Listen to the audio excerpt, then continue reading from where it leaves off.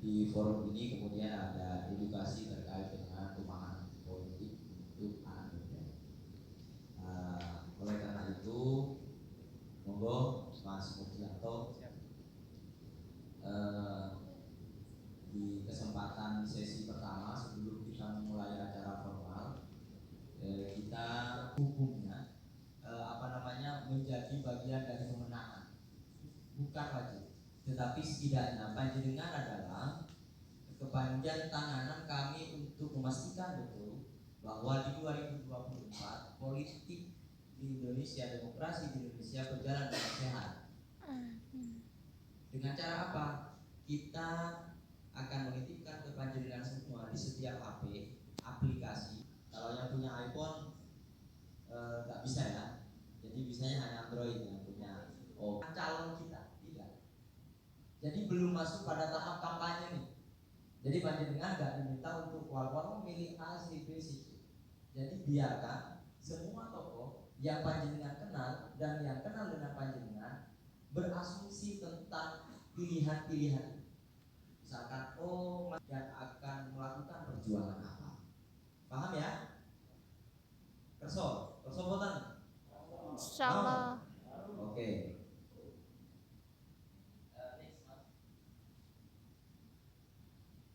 Kandidat, jadi bisa sambil proses saya jelaskan. Survei kandidat itu adanya hanya di Play Store. Nanti masukkan kode unik khusus untuk Sragen Karanganyar Wonogiri. Jadi kode uniknya itu memang dikhususkan untuk orang yang terlibat di 3 kabupaten itu. Kodenya adalah 80 20, bukan 10. 80 20. Nah, di situ akan tampil nanti daftar relawan. Panjenengan itu masuk relawan atau hanya paling rendahnya itu relawan, di atasnya itu koordinator desa, di atasnya itu koordinator kecamatan atau kabupaten. Nanti daftar relawan nama panjenengan diisi sesuai itu, karena dari itu juga kami akan tracking nanti. Kegunaannya banyak hal sahabat-sahabat. Ya, kita hari ini kita sering kesulitan untuk mendata potensi kader. Di Sragen melempar lidi aja yang nangkap itu orang NU. Tapi memastikan bahwa orang NU itu memang benar-benar verified dan mereka siap baik di kancah sosial, dunia kerja, dan lain sebagainya, itu perlu data. Kendalinya apa? Misal dulu mau ada program di desa Tanon, di kecamatan Tanon, desa kecil. Loh, ada siapa di sana? Misalkan di Gesi ada siapa di sana? Oleh karena itu data-data seperti ini kami jadikan sebagai kontrol ke lapangan. Dan misalkan kelompok mereka yang memang secara kedekatan administratif ke dinas bagus, terus kemudian punya kedekatan dengan beberapa jejaring kita, dan itu kecil. Tetapi yang sebenarnya mereka yang membutuhkan dan orang NU begitu, kira-kira mereka banyak yang terlupakan. Nah, oleh karena itu saya mulai sasar bagian yang kelompok tani, anak muda, dan lain sebagainya. Termasuk kemudian saya titip pesan, karena ini anak muda, kita ingin betul bahwa kita mengantarkan kader NU ke jenjang perkuliahan dengan cara yang baik dan benar. Belum pernah kayaknya di struktur NU itu ada karantina calon mahasiswa baru untuk masuk ke kampus. Nanti kalau unik kandidat ini tadi 80 20, coba langsung klik login.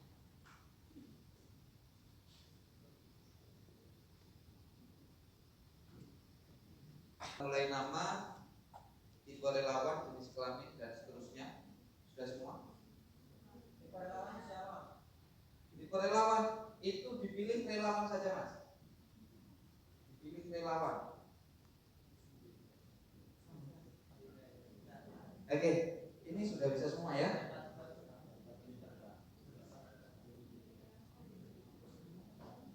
Sebelumnya pakai ini, Pak. Perjalanan politik Gus Muhaimin. Kemudian nanti ketika ingin mendaftarkan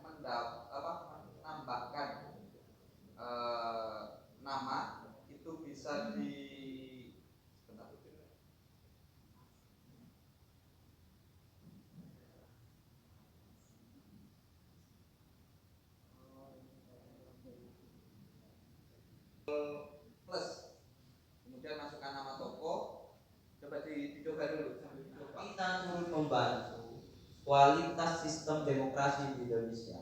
Karena siapapun nanti yang memimpin Indonesia itu harus memastikan betul setiap kepala warga negara benar-benar mempunyai keinginan sesuai pilihan mereka tanpa intervensi siapapun. Ini dalam rangka untuk tidak untuk mengalihkan si A milih si B, si B milih si C di beberapa titik, maka yang cenderung punya dukungan baik terhadap Gus Muhaimin. Paham deh? Paham? Oke?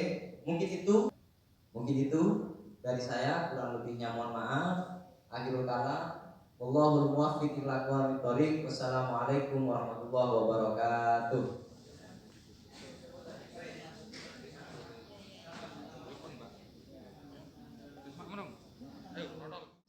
Selamat sore dan salam sejahtera bagi kita semua. Yang saya hormati Direktur Polbankan Bapak Dr. Bambang Sutarmanto SPT M3. Yang saya hormati PLT Kepala Dinas Pertanian dan Ketahanan Pangan Kabupaten Sragen yang telah diwakili oleh Ibu Tri Gustiati SP. Hadirin yang berbahagia, marilah kita berdoa sejenak.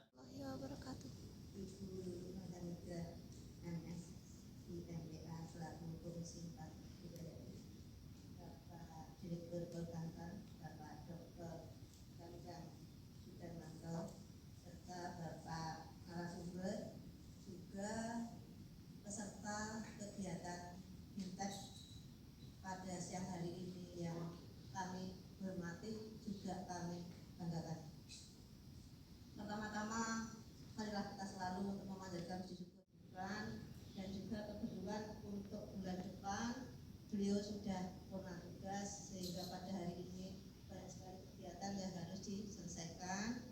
Maka tadi mewakili kami untuk menyampaikan beberapa hal yang perlu disampaikan pada kegiatan siang hari ini.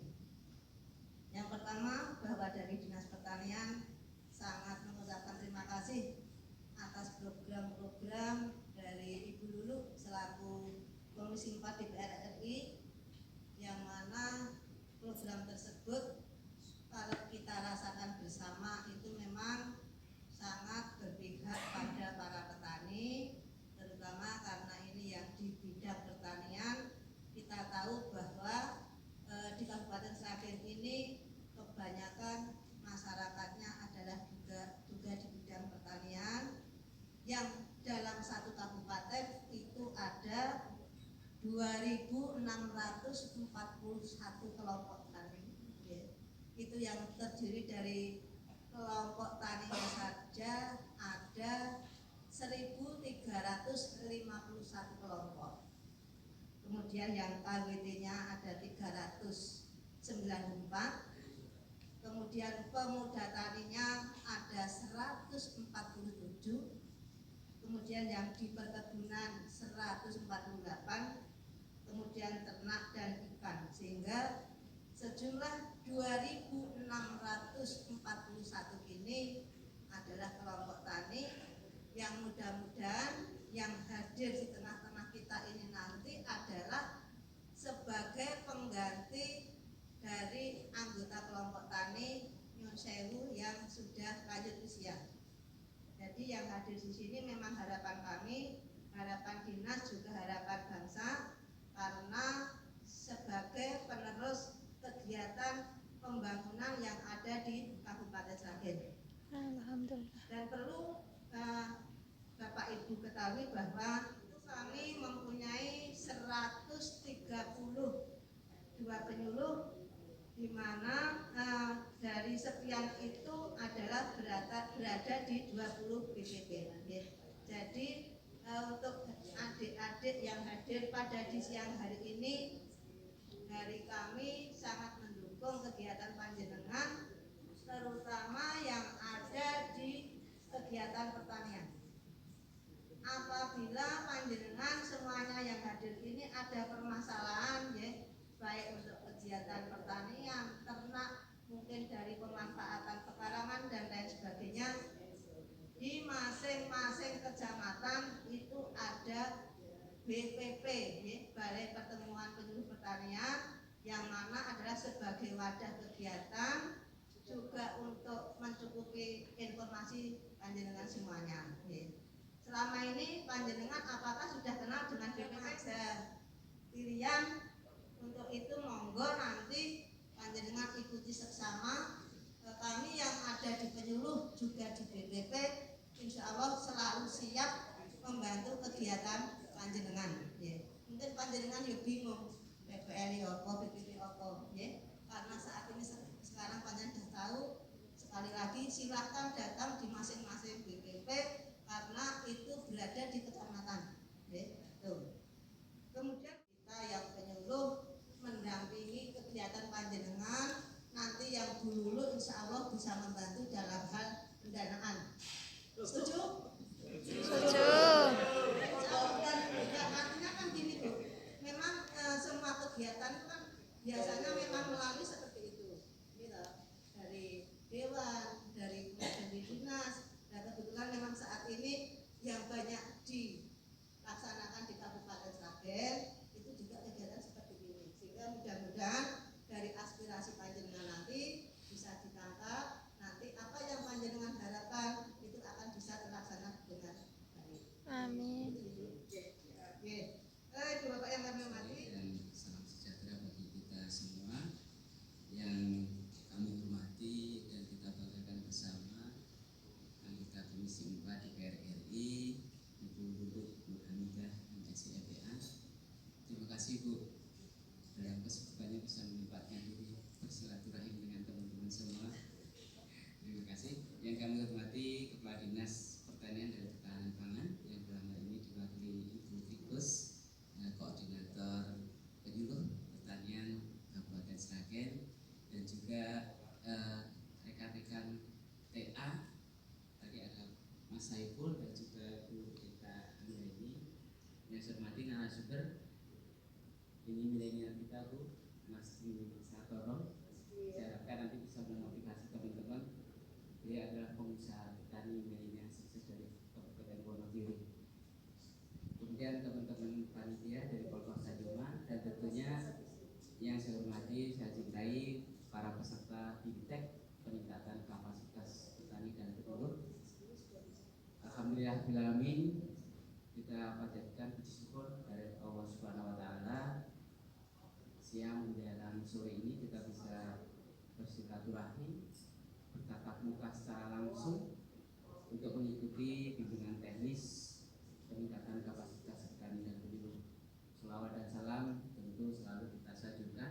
Kenapa? Ya ini adalah yang akan melanjutkan pembangunan di Indonesia ini. Apalagi ini adalah petani ataupun pengusaha petani milenial. Rekan-rekan yang saya hormati, siapa lagi yang akan melanjutkan upaya ataupun pertanian di Indonesia kalau tidak kita? 500.000 loh, ya. Sebenarnya bagaimana? Apakah itu dikelola oleh kelompok tani ataukah Kapoktan atau yang lain? Monggo bisa dioptimalkan itu, ya. Karena alat sudah ada. Tentunya teman-teman sekalian nanti akan kita ikuti apa komoditas yang apa teman-teman tanam. Nah, nanti dari sisi hortikultura utamanya, dan tidak menutup kemungkinan pangan, nanti dari Mas Tuli itu ini memanfaatkan sekitar waduk. Nah, ada lahan teman-teman di Sragen lebih bagus dari untuk pangan beras itu memang Sragen sudah untuk kebutuhan Sragen sendiri sudah over ya, karena sumbangannya luar biasa besar. Dua Jawa beri kontribusi ya beras terbesar kedua ya di Jawa Tengah ini untuk Indonesia. 10 nasional. Jadi ini teman-teman sekalian, kita adalah pengganti dari petani-petani kita, tapi saya berharap tentu inovasi harus masuk. Bagaimana supaya kita bisa mengubah kesan petani itu kotor, petani itu miskin, ya. Ternyata kalau itu kita akui betul merupakan mata pencarian yang luar biasa menjanjikan. Saya rasa itu rekan-rekan sekalian, sini dulu bimbingan teknik pada hari ini untuk peningkatan kompetensi petani dan penyuluh dari Kabupaten Sragen. terakhir saya nyatakan dibuka. Warahmatullahi wabarakatuh. Waalaikumsalam warahmatullahi wabarakatuh. Selamat siang dan salam sejahtera untuk semuanya. Apa kabar? Baik, Ibu. Alhamdulillah. Semangat. Semangat. Ternyata kata semangat itu sebenarnya untuk diri sendiri. Ya, yang saya hormati Bapak Direktur Polbantan, Bapak Dr. Bambang, dan juga dari tadi tim ya Polbantan yang hadir, Bapak Bambang Sudarmanto, dan juga dari Dinas Rakyat Ibu Tri Kustiarsi. Juga yang saya hormati ini fasilitator kita, contoh petani milenial sukses dari Wonogiri. Ini kebetulan banget. Terima kasih sudah dihadirkan di hadapan kita semuanya, Mas Dwi. Mas Dwi sama Mas Dwi Sartono, udah kelihatan asli Wonogiri ya Mas ya. Dan tentu para penyuluh, juga pendamping, juga semua peserta. Ini baik yang sudah menekatkan dirinya sebagai petani milenial ataupun pemerhati pertanian ataupun calon petani milenial, yang semuanya mudah-mudahan sehat dan diberkati. Syukur alhamdulillah pada siang hari ini selalu menjadi hari yang sangat baik untuk kita semuanya. Ada untuk saling mendengar, untuk saling berbagi cerita. Saya harapkan teman-teman terutama bisa lebih aktif memanfaatkan forum yang seperti ini. Karena kalau kita mengikuti BIMTEK yang lain, itu lumayan biayanya mahal ya Pak Direktur ya. Aku kemarin aja mendengar kalau DPR yang ikut BIMTEK bayarnya sampai jutaan. Nah ini alhamdulillah gratis, terfasilitasi, insya Allah pulang juga disangguin. Amin ya. Ada makannya di hotel lagi dingin, pokoknya enak lah ya. Itu nggak kebayang karena kalau kita mencari pengetahuan sekarang, ilmu ya, dan juga skill apa aja ternyata nyaris semuanya harus mengeluarkan biaya yang tidak sedikit. Tetapi alhamdulillah karena memang kita juga punya kepentingan bersama dan dunia pertanian ini menjadi concern kita, apalagi dengan orang-orang muda. Jadi orang-orang muda ini ya masa depan kita semua. Jadi masa depan Indonesia itu orang muda itu benar di semua sektor pembangunan, termasuk juga di bidang pertanian. Tadi disampaikan oleh Pak Direktur, saya kira sangat penting ya, sangat menarik. Jadi sahabat-sahabat sekalian, saya masih ingat dan sedikit mengkhawatirkan apa yang disinyalir oleh Kementerian Bappenas bahwa di tahun 2060 misalnya udah gak ada lagi pekerjaan pertanian. Nah ini dia. Jadi kalau 2060 kira-kira usianya Mas Dwi berapa Mas? 2060 nanti masih 40. Loh, sekarang 40. Nah makanya kalau 2060 100. Insya Allah umur panjang ya Mas. Umur panjang, tetapi kalau emasnya sendirian dan tidak ada generasi baru yang ditumbuhkan, maka ya benar gitu. Kenapa? Karena generasi terakhir akan seperti Mas Dwi. Mas Dwi aja sekarang sudah 40. Itu generasi yang tidak banyak jumlahnya, walaupun angkatan yang produktif ya di dunia pertanian rata-rata memang masih punya usia yang 40, tetapi yang lebih banyak jumlahnya ya usia 55 tahun sampai 60 tahun. Nah itu jumlahnya lebih banyak ketimbang misalnya usia yang 40. Nah lebih sedikit lagi kalau kita mau cari yang usia 35 tahun, 30-an, sudah tinggal. Pokoknya gak anak semua lah ya. Di dalam struktur sosial masyarakat kita, petani kita tempatkan di posisi yang bawah, jadi kelas bawah. Jadi pasti wajar kalau kemudian gak ada orang tua hari ini yang generasi milenial seperti sahabat-sahabat sekalian yang kemudian punya impian seperti petani karena imajinasi kita dan yang kita lihat kebetulan pengalaman kita karena belum ketemu Mas Dwi ya, itu wajah petani semacam itu. Nah, ini yang sebenarnya menjadi persoalan bagi Republik. Jadi dunia industri ya itu masih menarik orang muda, apalagi kalau di daerah-daerah yang sudah UMR-nya tinggi seperti di daerah Kerawang, di Bekasi ya. Untuk kerja di, kalau kita jumlah apa yang kita hitung ya dan dikonversi per bulannya masih sekitar 1.400.000-an sekian ya per bulan. Kalau itu yang padi maksudnya ya, yang petani padi dari hasilnya dipakai untuk biaya produksi, tenaga yang sangat mahal dan lain-lain. Jadi kalau dihitung per bulannya maka mendapatkan segitu, walaupun mereka mendapatkannya pasti di masa musim panen. Tetapi panen kalau dipecah jadi bulanan masih akan seperti itu. Nah, maka sahabat-sahabat sekalian, mengapa kemudian dibutuhkan cara pandang baru, cara berpikir yang baru, teknologi yang baru ya, untuk bisa mendapatkan dunia yang baru, yang berbeda tentang pertanian kita. Nah, itulah yang bisa diharapkan dari kaum milenial. Kenapa? Karena kaum milenial memiliki mindset yang berbeda dengan generasi yang tua sebelumnya. Kalau orang muda sudah bisa tahu, sudah bisa melihat peluang, sudah bisa memanfaatkan pola tanam yang berbeda yang bisa menghasilkan secara kontinu ya, dan continuity-nya bisa dipastikan bisa berlangsung dan itu bisa punya nilai tambah yang lebih baik. Orang muda juga punya kepekaan, pemahaman yang terkait dengan pemanfaatan teknologi bahkan dunia digital, sehingga gak repot kalau misalkan mikir iki kira-kira kalau udah panen mau dibawa kemana ya, ke buru busuk misalnya. Karena apa? Karena dia udah bisa memanfaatkan platform pasar digital, bisa memanfaatkan jaringan. Kalau di Mas Wid nanti silakan cerita sendiri, tapi gara-gara jenengan si Mas tadi aku sengaja nyari bahan ya, ternyata di tempatnya dia itu udah bisa datang petik sendiri dan aku yakin memang memberikan nilai tambah lebih bagus bagi petaninya. Saya kemarin dapat cerita juga dari salah satu pesantren di Sragen yang saya juga ikut nemenin, ikut memberi semangat. Itu usaha melon masuk tapi pakai greenhouse gitu.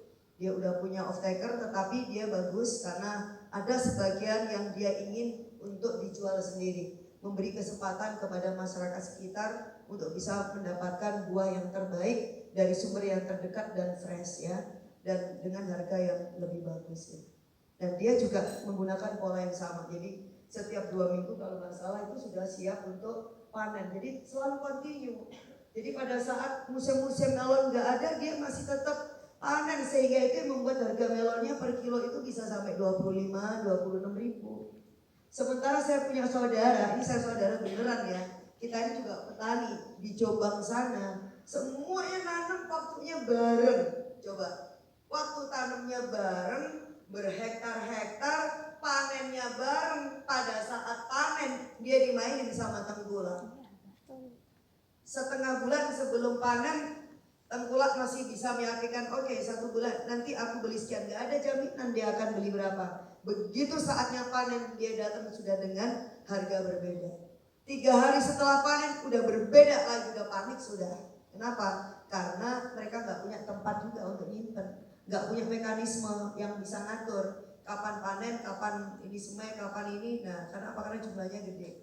Akhirnya yang terakhir Mas, melon, padahal itu golden melon ya, melon yang bagus sekali, yang kayak madu itu 1 kilonya hanya bisa terjual di bawah 10 ribu.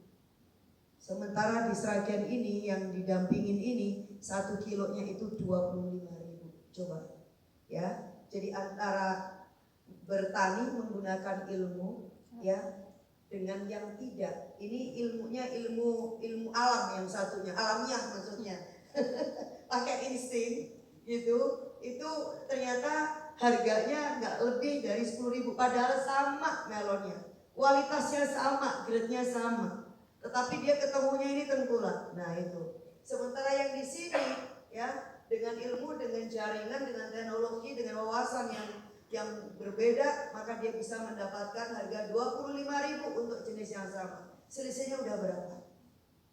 Banyak banget, dikalikan berapa butir buahnya, berapa kilo, dan di salah satu negara eksportir ya, bukan importir dari produk pertanian kita.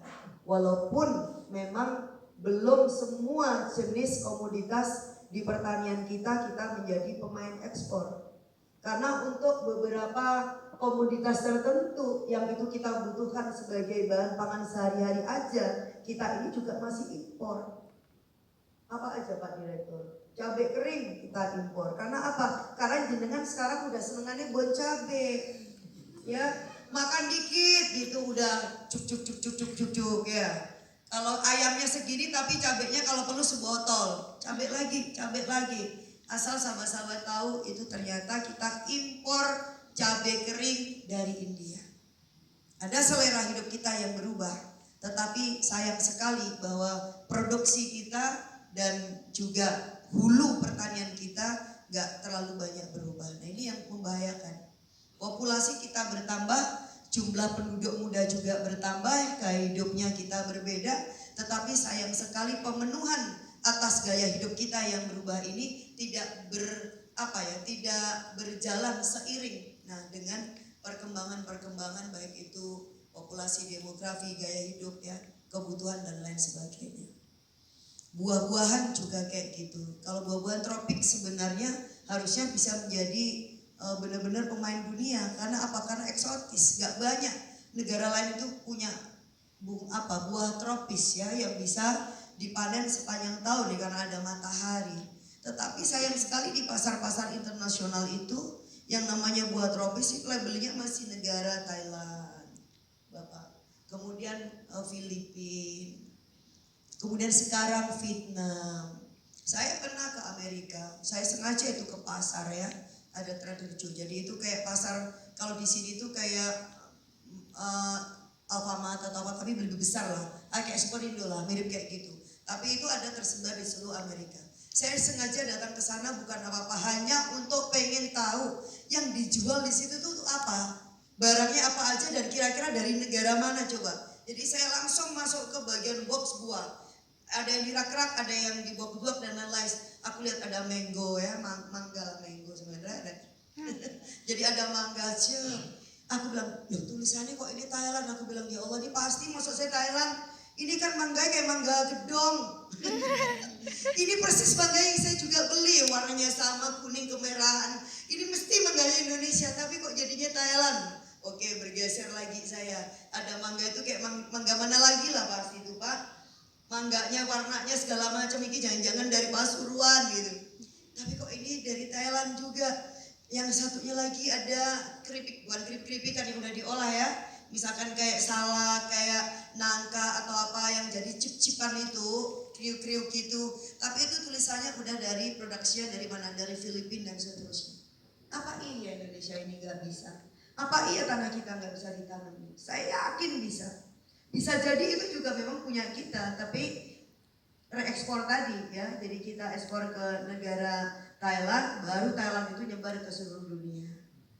Gitu. Saya dengar ini Mas dari Wonogiri itu ada salah satu bahan baku sebenarnya mahal sekali yang biasa dipakai, apa itu yang pakai dawet yang hitam itu apa namanya? Cincau, cawan. Cinco ya. Itu dari daun apa namanya cinco ya? Ya cincau. Daun cinco lah pokoknya itu ya. Daun cinco itu di Wonogiri itu banyak ya Mas ya? Ya. Nah, oke, itu diekspor di Wonogiri itu daunnya. Tetapi kalau kita tahu bahwa yang namanya daun cincau itu udah bisa dipakai untuk serat optik. Dia juga menjadi kaca film terbaik karena dingin. Makanya Vikul, kalau ibu bapak pakai pakai mobil yang kemudian kaca filmnya itu mahal, yang dingin, misalnya mereknya kayak Vikul, nah itu pakai antara lain yang dari bahan nabatiknya itu ya kayak yang cincau ini. Bahkan bahan yang sama sekarang sudah bisa dipakai untuk anti peluru. Jadi untuk kaca yang anti peluru dipakai di dunia militer. Coba di kita ini hanya menjadi daun yang ujung-ujungnya paling banyak cuma cincau daun. Iya toh ya. Dawet yang satu gelas cuma 5.000, yang satunya kemudian hasil akhirnya udah produk yang sangat sophisticated, yang high tech. Jadi memang tidak imbang gitu. Nah ini saya mendorong nih kebetulan kok Pol Banten. Ayo kita pikir bagaimana bahan-bahan baku ya, tanaman, mau yang horti, yang buah, yang apa aja mungkin yang kita anggap rumput ya, atau semak-semak perdu itu. Kita teliti betul, kita lakukan riset yang sangat serius. Anggaran untuk itu memang harus dipastikan ada. Walaupun kita agak khawatir ketika Balit Bangtan juga masuk di BRIN segala macam, tapi nggak boleh kendor semangatnya. Kenapa? Karena kita harus bisa mendapatkan manfaat yang sangat maksimal dari kekayaan keanekaragaman hayati yang kita miliki. Jadi dari tanaman horti ya misalnya itu bukan hanya sekedar bisa dikonsumsi karena dia segar ya dan fresh, tetapi kalau itu kemudian bisa diolah lagi itu maka bisa memberikan manfaat yang secara ekonomi juga pasti akan lebih bagus. Kalau kita nggak sanggup misalnya mengirimkan buah segar karena kita nggak punya cold storage dan lain-lain, maka perlu juga dipertimbangkan bagaimana kita bisa memanfaatkan. Nah itu tadi kayak para petani-petani yang akhirnya harus terbuang, yang tomatnya, yang semangka, yang melon segala macam dalam bentuk juisi, misalnya minum-minuman dan seterusnya. Saya kira sahabat-sahabat sekalian, dunia pertanian pasti sangat asik ya kalau kita memang melihat itu sebagai satu panggilan kehidupan yang untuk bisa kita teruskan. Jadi nanti diubah nggih Mbak nggih, kalau pulang cerita ke anak-anaknya, kasih cerita yang bagus. Nah, Mama kepingin kamu suatu saat jadi petani yang sukses. Nah gitu. Amin. Petani yang hasil tanaman kamu memberikan hidup kepada penduduk dunia. Amin. Yang karenanya kemudian mereka bisa bertahan, mereka bisa ibadah, mereka bisa bekerja karena dapat makanan yang baik dan sehat, dan itu karena engkau yang menanamnya, yang memproduksinya dengan teman-temanmu. Itu akan menjadi kerja yang sangat mulia. Dan dari sisi sosial, maka pertanian ke depan memang akan menjadi lapangan pekerjaan yang berkelas. Kenapa? Karena kita tergantung kepada pertanian ya, karena mau siapa aja lah, mau presiden kayak mau sultan, mau siapa aja, mau ratu, pak direktur, mbak lulu, penjenengan nggak mungkin kalau nggak makan ya Mas Yo. Ya. Kalau 2000 nggak usah 2060 lah, kalau kemudian pangan tidak lagi tersedia, kita mau mengharapkan ke siapa? Negara lain mau kasih kita makan? Belum tentu. Rusia, Ukraina itu tempat di mana kita impor gandum, tetapi mereka tahan. Ntar kita lagi perang nih, gak ada yang kerja, semua harus jadi tentara. Nah terus gimana? Mereka masih punya cadangan untuk kasih makan rakyatnya, tetapi tidak untuk dibawa ke Indonesia. Lalu apa kemudian kehidupan kita akan berhenti hanya karena negara lain menghentikan pasokannya? Pertanian juga kayak gitu, ini ada penyuluh Bu Y. Petani teriak karena apa? Pupuk sangat mahal, sangat langka dan seterusnya. Bapak petani asal tahu aja bahwa bahan baku pupuk kita itu impor. Dan negara importer yang terbesar itu sekarang lagi perang nih Pak. Masa iya kemudian, hello tolong ya dikirim pupuknya, lu perang aja terus sana, tapi pokoknya kita butuh pupuk. Walaupun itu sudah dilakukan oleh presiden kita ya, diplomasinya untuk perdamaian, tetapi juga ada misi di mana ada jaminan pasokan pupuk kita dan gandum gitu.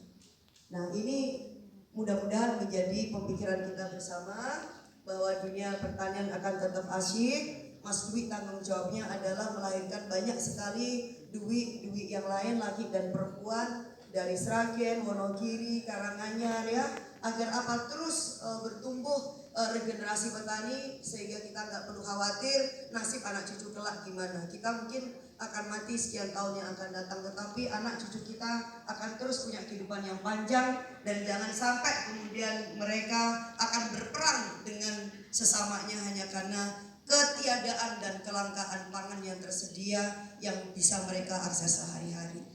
Demikian sahabat-sahabat sekalian, terima kasih Pak Direktur atas kerjasamanya yang sangat baik. Selamat mengikuti BIMTEK sama akhir, semangat. Wallahul muwaffiq ila aqwamit thoriq. Wassalamualaikum warahmatullahi wabarakatuh. Waalaikumsalam warahmatullahi